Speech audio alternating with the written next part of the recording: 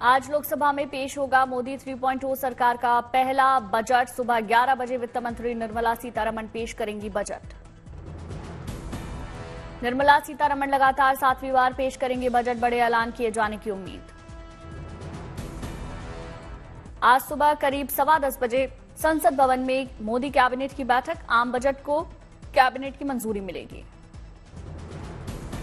Budget में किसान, infrastructure, रोजगार पर रहेगा फोकस। पीएम आवास योजना का फंड बढ़ाने को लेकर भी ऐलान हो सकता है। मिडिल क्लास को इनकम टैक्स में राहत देने की भी घोषणा हो सकती है।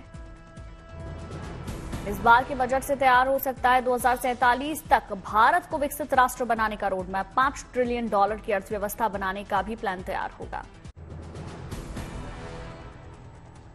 पीएम मोदी ने कहा, तीसरी पारी का पहला बजट 60 साल बाद आया मौका। गौरव का विषय, इस बार का बजट अगले 5 साल की दिशा तय करेगा।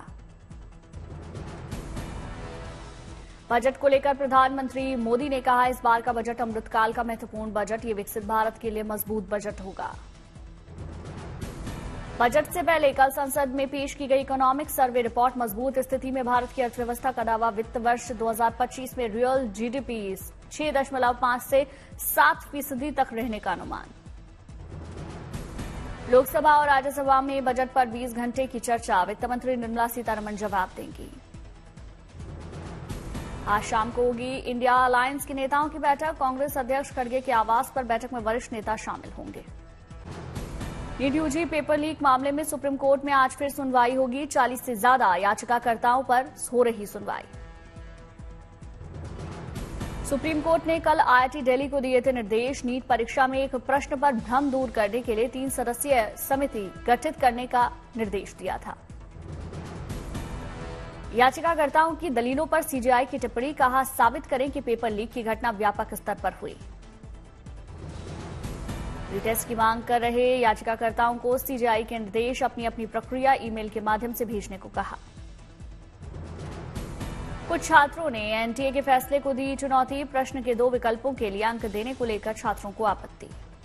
ज्ञानवापी परिसर में व्यास जी के तहखाने में पूजा करने को लेकर सुप्रीम कोर्ट में सुनवाई। आज अंजुमन इंतजामिया कमेटी ने इलाहाबाद हाईकोर्ट के फैसले के खिलाफ दाखिल की याचिका।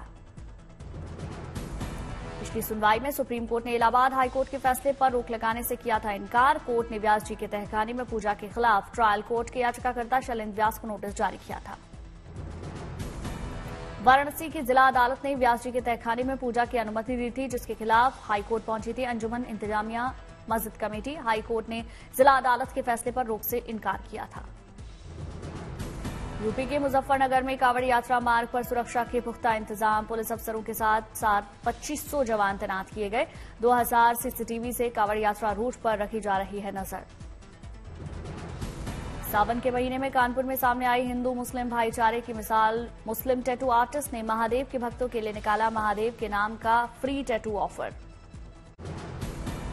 पहनावे के आधार पर प्रवेश न देने वाले संस्थान और मॉल को लेकर कर्नाटक सरकार एक्शन लेगी। जारी होंगे दिशा निर्देश। कर्नाटक में 18 जुलाई धोती पहनने की वजह से किसान को मॉल में नहीं मिला था प्रवेश। घटना के बाद सरकार ने मॉल को हफ्ते भर के लिए बंद करने के आदेश दिए। पहनावे के कारण एंट्री नहीं देने के विवाद को लेकर बोले कर्नाटक के deputy CM DK Shivakumar, सरकार जल्द ही जारी करेगी गाइडलाइन। कोबरा कांड में विवादों में घिरे यूट्यूबर एल्विश यादव से आज हो सकती है ईडी की पूछताछ। एल्विश को लखनऊ बुलाया गया। ईडी अब तक एल्विश के करीबी मशहूर गायक राहुल यादव उर्फ फाजिल पुरिया समेत 3 लोगों से पूछताछ कर चुकी है। एल्विश के खिलाफ पीपुल्स फॉर एनिमल संस्था ने सांपों की तस्करी का आरोप लगाते हुए मुकदमा दर्ज कराया। मुंबई और आसपास के इलाकों में भारी बारिश का अलर्ट जारी। लगातार हो रही बारिश से कई इलाकों में जलभराव। उत्तराखंड के गढ़वाल और कुमाऊं क्षेत्र के लिए भारी बारिश का अलर्ट जारी। देहरादून, बागेश्वर, पिथौरागढ़ में आज स्कूलों में छुट्टी घोषित। हिमाचल प्रदेश में 26 जुलाई तक बारिश का येलो अलर्ट जारी। भारी बारिश के कारण 14 सड़कें बंद। पिथौरागढ़ जिले में मुनस्यारी में भारी बारिश से बड़ी आफत। सड़क का 100 मीटर हिस्सा तेज बहाव में बहा। जान जोखिम में डालकर आवाजाही कर रहे लोग।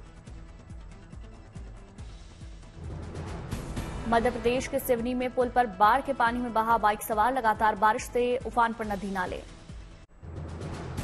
मुंबई में नौसेना डॉकयार्ड में मरम्मत के लिए पहुंचे उत्पोत आईएनएस ब्रह्मपुत्र आग लगने से क्षतिग्रस्त हुआ। लापता नाविक की तलाश के लिए चलाया गया अभियान।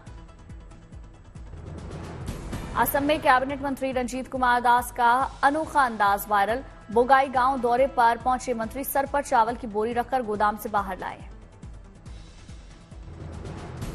अमेरिका के उपराष्ट्रपति कमला हैरिस को लेकर भारत में उनके पुश्तैनी गांव मुन्नारगुडी में की गई विशेष पूजा। तमिलनाडु के तिरुवर जिले में है कमला हैरिस का गांव। राष्ट्रपति चुनाव में कमला हैरिस की उम्मीदवारी को लेकर बाइडेन ने समर्थन किया। महिला एशिया कप में आज भारत और नेपाल के बीच मुकाबला। श्रीलंका के दाम्बुला में शाम 7 बजे मैच। ओलंपिक के उद्घाटन समारोह से 4 दिन पहले पेरिस के दक्षिण में एस्सोन पहुंची ओलंपिक मशाल। पेरिस में 16 दिन चलेगा खेलों का महाकुंभ।